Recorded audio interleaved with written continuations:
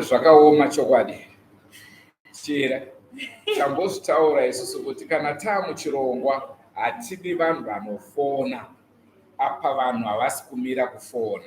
Saka zvinonetsa manje kuti todini nevanhu vanofona, todiniko nevanhu vemasvingo. Muri eZimbabwe ndofunga muri kuzviziva kuti tirimo muchirongwa apo tiri kukurukura Nasekuru Soko. Tatosvikira kuclose live yatanga tiri, ndoziva kuti vamwe vanogona kunge vachiri ikoko, asi dambudziko ndiroro revanhu vanofona nekuti wifi yedu tiri kushandisa yepafoni chaiyo wifi iri kuramba. Munoti zviri kufamba sei masaisai, asi kufa kwemujoni kamba ivharwe. MuleZimbabwe sike sakhulume kuqaliseni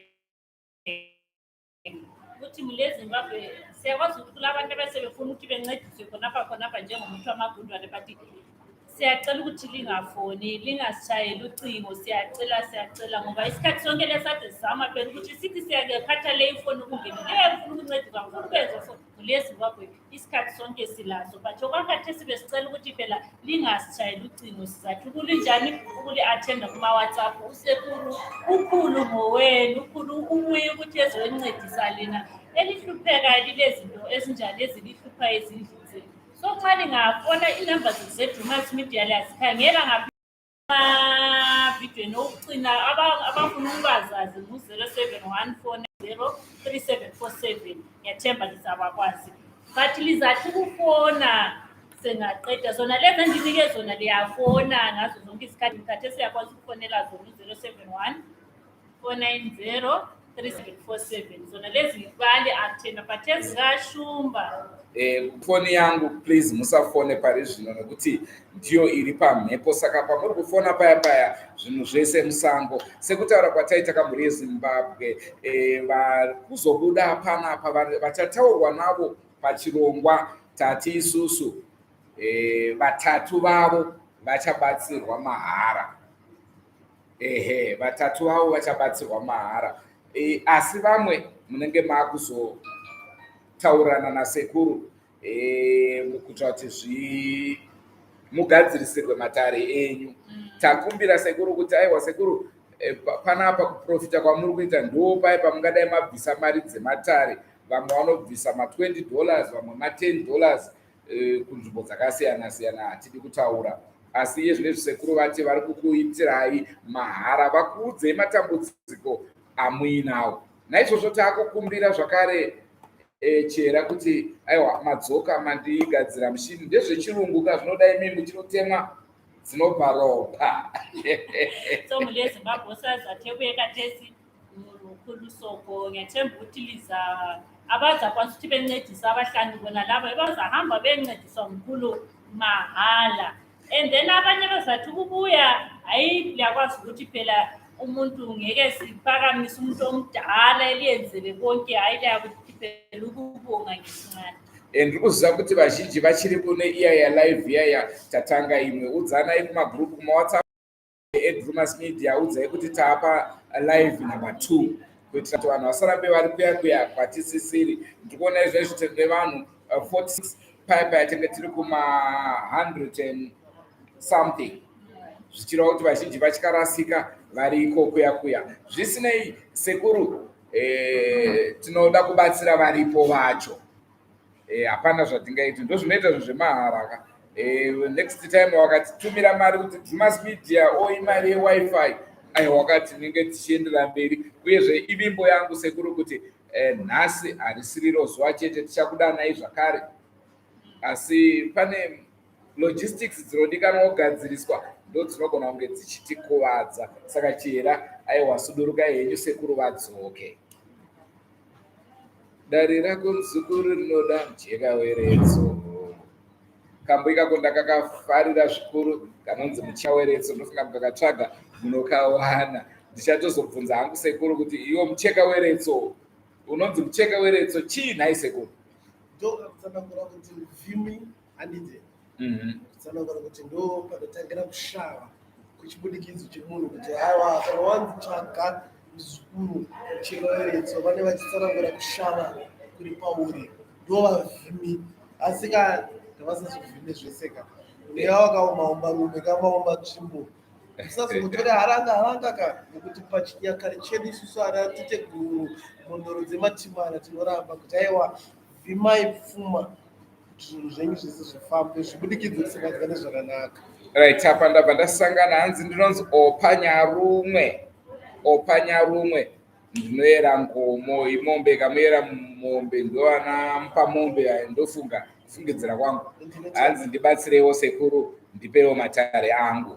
Ndinotenda opa mumusha maaberekwa mune ushereketwa sanangura kuti nhasi uno iye ari kufamba nerechitendero asi pakufamba kwenhoroondo dzese dzechitendero mune zvimhingamupini hakuna chiri kubuda haasi kukwanisa kuchengetedza atinoti marelationship yanetsa pane muzukuru uyu nekuti chese chaari kuita chine chimhingamupini chine kusanganisika nezvinhu zvakaipa akafamba nemunhu oguma kufamba nemunhu oguma kufamba nemunhu oguma asi iwewo muzukuru iva wakadzikama nekuti ndokuti uwane munhu akapangama handete nekuti vanhu vanotobva kune maziteteguru kuti vabudikidze kukubatsira kuti ufambe negora rakanama ani mari gora rareva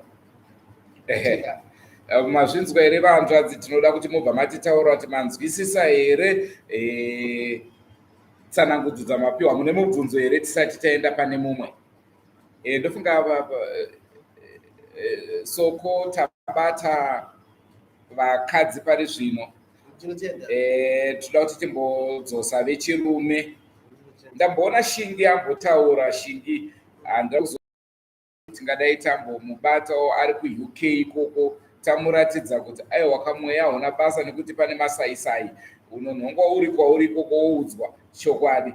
Abva aenda amanga muchitaura naye hatichamuone kuti tizive kuti dare rake ramabata zvakamira sei. Ndinovimba akangodzoka achanga achititaura kuti anzwa kuti chii.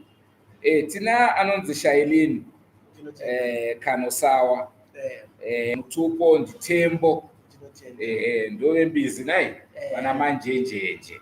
Ndine dare raShailini ndatsanangura ndikati naye muzukuru haugone here kudzikama kuti usanganike nezvinhu zvakanaka kumboita zvinhu zvakapangama kutsanangura kuti unze uise hana nerutivi rako uise panzvimbo imwe chete zvinhu zvako zvifambe negwara. Ndaona kupapauka wanoti mumasawira wanodokorera ukati uyu ndandibatsire asi pakufamba kwenhambwe dzese handina kuona dare rafamba muzukuru. Ndazoona musodzi ndaona wakapfuga kataiwa kozvino maziteguru kozvamanisiya mukati mematondo handete handina kuona chinhu chakayera kana chafamba chiri pakati pendudzi yeropa rakwako. Ndaona musodzi yoga unoda kuti ubatsirwe zvinhu zvako zvifambe negwara rakanaka. Kutsanangura kuti nhasi uno pachese chibudikidzo chaungaite asi ndatsanangurirwa anonzi Stephen ndiani mumusha mako. Kutsanangura kuti nhasi uno pane resira ndingadaiva ndoda kuti ndizive kutangire pana Stephen handete tindawo. Shailini kana uripo hanzi unoziva here munhu anonzi Stephen ndiani wako uyezve dare rako ranzi zvodai usaite zvinhu chibhabhauka kancane unosvika chete. Uripi Shailini tiri kutarisira mhinduro yako tisati tatarisa vamwe vanhu. Ndopatonetsa kuti vazhinji vanongada kuti ndibatsirwe saka mhinduro yemuzukuru wedu inobva yanonoka kuuya kuti tizive kuti tofambira papi. Saka naizvozvo Shailini waenda regedzai titsvage mumwe zvakare. Hanzi ndinonzi Patrick Chimupika Muyera Gushungo yamadzana Bob guides. Ndinotenda tiri pana Gushungo apa anete konai mchembere uda kumisikidza chivara chingadi ndombobvunzawo ndireverweka ndidzwe kamunyika dzimo kuti nderipi rauda kutitira handite nekuti nhasi uno ndine chirehwa chandatsanangura ndikati handina kuona zvinhu zvichiita zvinhu zvimwe chete.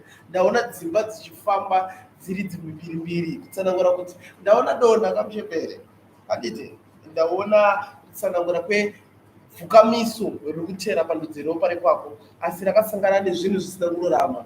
Nhasi uno kaone kubvunzira kuti nderipi kaurira tikufambisa matare haadi gavadzane ngavadzane ndomakakatana ka kuti aiwa ini ndinogona ndinozviziva ndakamomapinda haana muzivi haana mugone ane yambutso saka nhasi uno ndarevedza ndikati tsvaga yambutso uwane kurarama nendudzo yakarerama handiti muri ngorarareva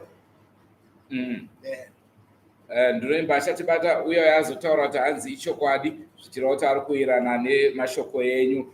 Shingi uyo yana anditaura hanzi ndinonzi Libert Shingai Tuna ndoera moyo ndisekuru wangu ndosaka dzungu sekuru vanoda kutambira pavazukuru vavo musiyane nazvo ameno dare rake ndatenda zvangu tiri pana Shingai ndanzipa kufamba kwenhambwe dzako ndaona wavhura bhizimusi mukufamba mubate maoko asi ndaona mubhizimusi zvinhu zvese zvangochita ndaona kupepereka kwemhepo handiti kutsanangura kuti pakuitika kwezvinhu ndaona vedzinza vakakugara dare kutsanangura kuti havana chipenyu chavari kuda asi ndanzwa uchidzoka kumusha ubikirwe doro une chinyakare chakadai kunotura pakati pendudzo yako asi chiri chemuvhimwe vari kuda mugochero hwavo vari kuda doro ravo vari kuda mavave avo kutsanangura kuti nhasi uno vane chirehwa chekuti haugone kushava uri munyika ka iyo ka vanodaika vane zvipfugamiso vasina kuita chese chavangaite asi takamirira isu tiri mukati menyika dzimo hanzi ronda rese ratingaite asi ndareverwa ndikanzi rese rauri kuita handina kuona rakapangama ndaona uchifamba zvinhambwe nezvinhambwe kutsanangura kuti nhasi unoka une kutsanangura kusina kujeka handiti ndaona pamwaka uno yandikurevedza nevamatare wanga uchimbobatsirwa muzukuru ndakuona ka pane vanga vachirevedza kuti vanokwanisa kuita kuti vayambutse asi ndazonzwa pachimwaka wanzi une chikwambo chidudzira chekuti vanhu vari kureva kuti vari kududzira vachisaira mhepo dzakaipa pandudzi yeropa rako handina kuona chinhu chipenyu chichibuda paropa rako ndaona misodzi yega yega kutsanangura kuti munhu wese ari mukati pedzinza rekwako ane kusaira mweya yakaipa achinziva udzoke mukati memusha kwose usiri kutsikira kunyika dzimo ndokune guvhu rako ka ko ungadai ka unoshava uri mukati mematono sei ivo uchiziya kuti nhasi uno ndine kwandakatumburoka ndinofanira kunge ndichidzokera ndinotenda Shingi ameno wazvinzwa here uri kuirana nazvo here Shingi uchiripo here kana kuti kwete tienderere mberi tikwanise kuenderera mberi kune vanenge vapiwa matare avo vaine mibvunzo nhamba dzeDrewmas Media munodziziva mungotaura ndini ningi ndakapiwa dare kunoku Soko vari kunyora mazita evese vakabadzirwa saka usazouya uchiti ndakanhongwa paya paya kuitira kuti ubatsirwe mahara kwete isusu kuuya kwatatoita muno mutauni maofisi edu asi mutauni tainga network fiyo inenge ichitoshanda saka naizvozvo mukaona paipa totoda mari dzemanhamba kuitira kuti tikwanise kunge tichifamba iri nguva yese tichikwanisa kukuitirai basa ramunoda. Regedzai Shingi aenda handina kumuona ndanga ndichitaura ndifungidza kuti achadzoka tichitaura naye tinzwa kuti zvakamira sei. Hanzi ndinonzi Georgina Mukucha Mutupo Moyo zvakare Ziruvi. Ndine dambudziko randaona rekutanga uri pana Georgina. Chinhu chandatanga kupiwa ndanoona mukati memusha menyu mune munhu ari kufamba achifamba achidhanaira kutsanangura kuti ndo chipfugamiso handide nhasi unoka ndide kutsanangura kwekurevedza kuti ndaona chishereketwa handite asi pakufamba kwenhambwe dzematare ndaona munhu yachisangana nekusangana nemakumbo ane urwere hwemakumbo asi ari kuchembere ndandibvunze kuti hanzi anonzi Tau ndiani Tauka ndiye wandinoda kuti ndirevedze ndinzwanane naye kam kuyananaka kunyika dzimu nekuti nhasi uno kapa kufamba kwematare ndaona musodzi yoga mukati memusha ndaona dare rekupondwa kutsanangura kuti ndaona vari kunyika dzimu varevedza vakati mbereko tinoigura toga asi imimi muchiti muri kugona nekuti ndaona muchizviti iwe muchembero uri pakutsanangura ndanzwa uchizviti ini ndinogona asi pakugona ndinakona chatambanuka kutsanangura kuti mhepo dzematimana dzakadai kunokuputa padhudzo yeropa rekwako une kutera newe asi dzida kuti dzibatsirwe dzobatsirwa sei nekuti vanhu chacho une kuzvidza une kubvunzirudza kuti nhasi ndicho here chandiri kutedza augone kana kusumira augone kana kusvitsa mudzimu uri mukati memusha. Ndosaka ndarevedza ndikati panguva nemwaka tekaedza remanake usanganzwe nezvinhu zvakanaka, nekuti nhasi uno ndareverwa ndikanzi pachibudikidzo chichese ita zvinhu zvakapangama muzukuru. Warinzwa ndarareva ndatendawo. Pamhuri yeZimbabwe ndinoziva kuti matambudziko haaperi. Ichi ndo chikamu chataita chekutanga chezuva ranhasi. Ndokunga vaitirwa matare vakauti wandei kudarika nhamba yatataura. Handizvo here nai Soko? Vawanda nai kudarikidza nhamba yatanga takatarisira. Vanoda kubata sekuru munotibata, tokupai munyatsopuwa tsanangudzo pasina kumhanyira kuti dai ndaenda pane mumwe ari kutevera. Naizvozvo sekutaura kwataita kuti pachave nevachabatsirwa mahara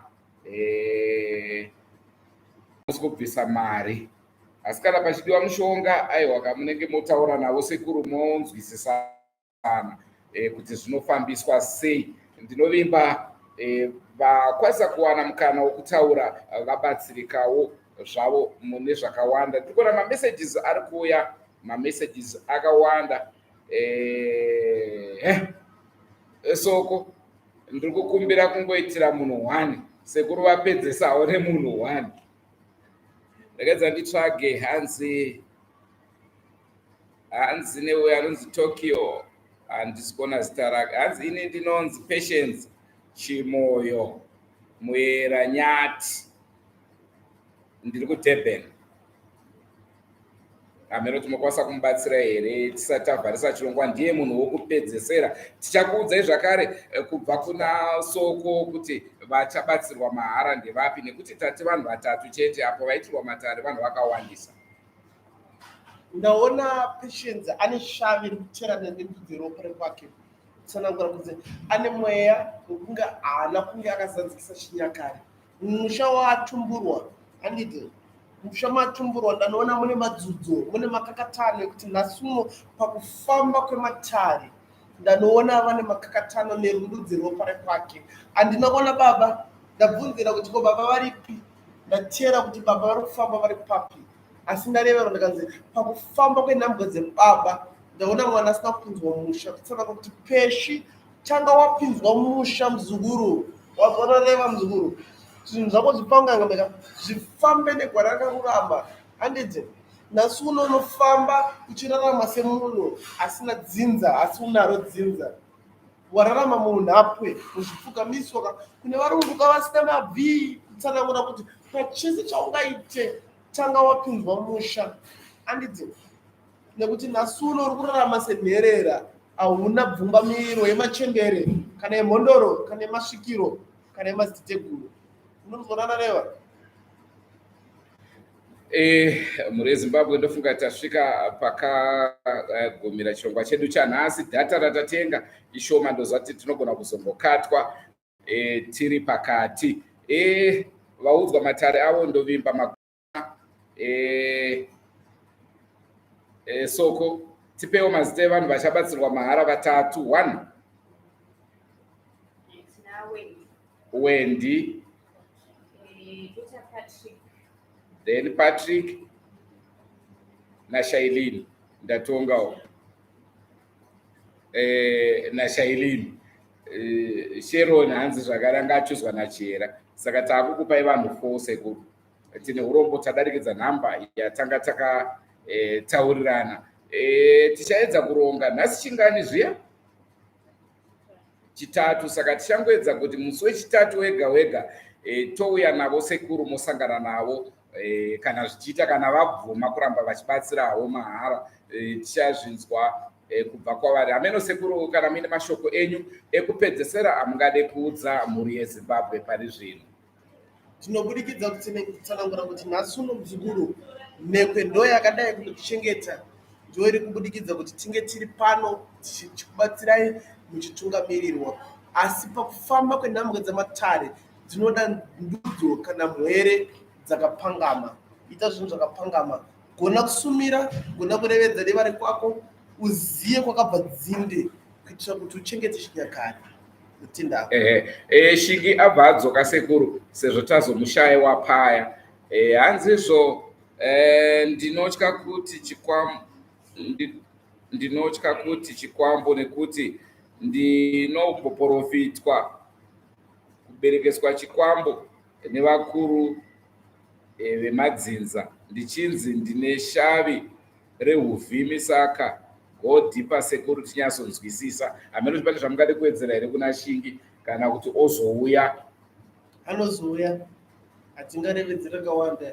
Pane penyuroka tinongotenda kuti pachibudikidzo handina kuramba muzukuru tinogona kukubatsira, asi hautadza kuberekeswa nokuti iwewe wacho une nhoroondo dzemukati memusha.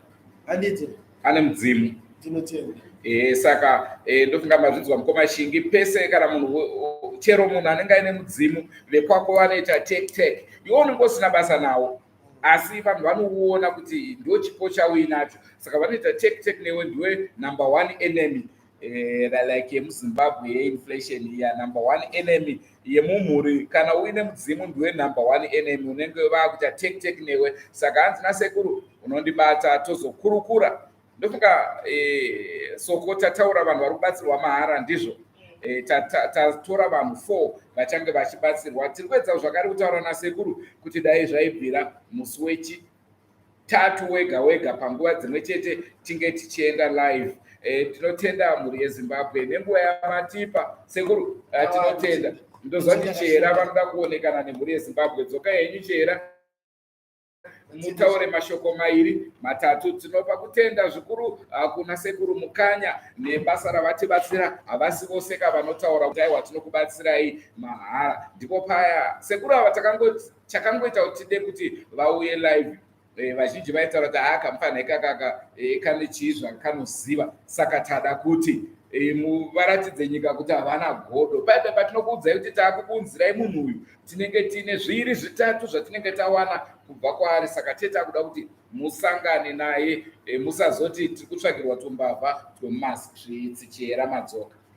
Mhuri yeZimbabwe semphendukile njalo, ngiyathemba linzwile ukhulu Soko lapha ade ekhuluma lani. Abanye bathe batshela ukuthi kwinokwenzakala empilweni zabo, abanye sibili bavumile, azange siforce umuntu, azange sithi yona hambe yakho live yenza so.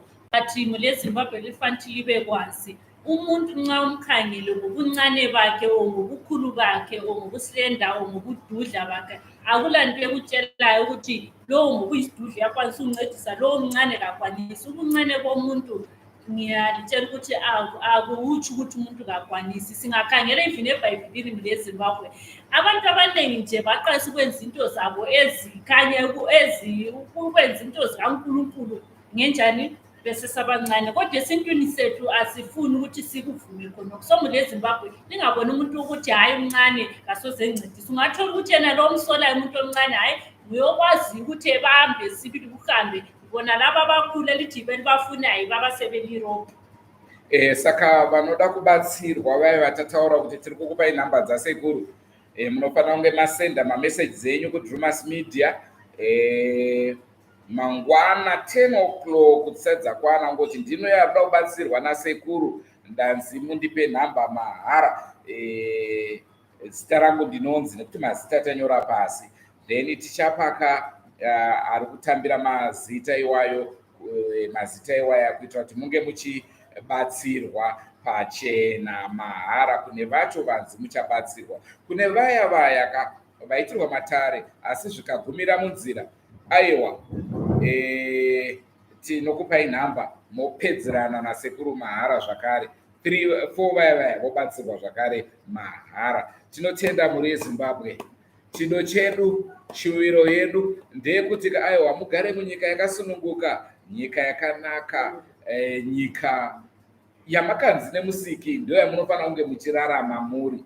Nyange uri uko asi shuviro yedu ndeyekuti hatigone kukubhabhurai, tingadai tati tikuberekei, asi chido chedu ndechekuti munge muchibatsirikana. Ukabatsirwa iwe wozoti ndakabatsirwa nekuda kweDrewmas Media, aiwa katinoita zoti we have managed to take you to another level. Senguva dzese mhuri yeZimbabwe tinokukurudzirai kuti musubscribe kuDrewmas Media. Tichakuunzirai live zvakare pari kuloncha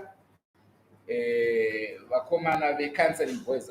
Tikaita live toda kuti vanhu muuye muwasapoti wafanha panyanga kuitira kuti vatange kuwanawo 2 cents vanzwe kutapira kunoita mari yemagitare. Tichakuudzai kuti launch iriko rini, uye zvese kutaura kwatakaita tine masupporting artists atiri kurekodhera, saka maCDs avo anenge akuwanika, matishirts eDrewmas, makepe eDrewmas munenge muchawana musi welaunch. Saka tinokukurudzirai kuti munge muchiuya tofara tiri pamwe chete tichiratidza kuti aiwa Drewmas Media yarutsa. Kana tangodaro chete takuvati cancelling voice to the world.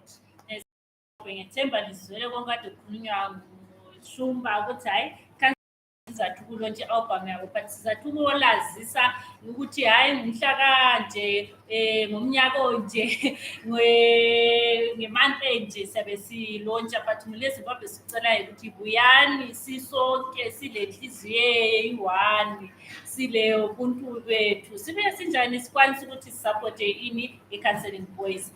Ngethemba lapha likhona subscribe ku Drewmas Media, ngiyathemba lapha likhona lizabakwazi ukuthi i-Drewmas Media nxa sibuya thina esikufisayo ukuthi libe njani, ukuthi na impilo zibe kahle, zihambe kahle, lingahlutshwa imimoya, lingahlutshwa ngondofa, lingahlutshwa izinto ezitshiyeneyo. Lina lingabamba i-Drewmas Media liyathola ukubakwazi ukuthi hayi into zenzikahle. Drewmas Media taking you to another level. Ndinotenda muri yeZimbabwe aiwa muve nenguva yakanaka, chero ndinokutendai nekuve pedo neshumba ichibzowa zvayo, hamuna kubvundutsirwa namukanya pavauya. Aiwa tinotenda muve nenguva yakanaka. Video rataposta kuna vasina kuriona, endai munoriona, matombo chakachaya pachabva, izvozvi vatifonera, hanzi pamakangobva chete, vanhu vakasara vachitandaniswa pamusha nematombo. Ndofunga veDrewmas Media ndimakatoita kuti titange kutemwa afresh, saka havatisiri pamba pavo izvozvi vatiza, vakutori kuma-next door, asi hanzi kuma-next door ikoko vatizira matombo aripo zvakare, zvokuti vanogona kupedzisira vatandaniswa futi pamba ipapo. Saka ishuwiro yedu yekuti dambudziko iroro chawanikwa richipera, asika isusu tinoda kuyamura vanhu vanoda kuyamurika. Kana makabata-bata muine zvikwambo, reurai, towana pekutangira kuti apa ndo patiri kutangira, kwete zvese. Goodbye my friends. Ngetemba muleZimbabwe lisasala kahle.